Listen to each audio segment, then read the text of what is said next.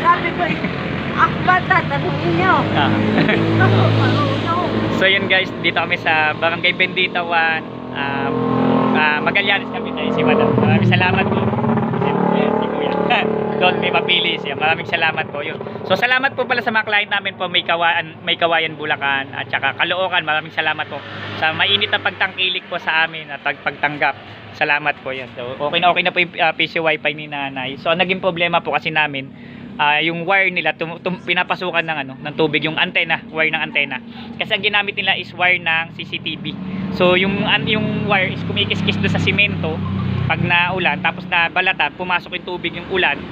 Yun, nasunog yung adapter. Nakadalawang adapter na napinalitan, same pa rin yung nangyayari. So yun, so anyway, pinalitan na namin ng bagong kable. So outdoor na talaga yung ginamit, hindi indoor.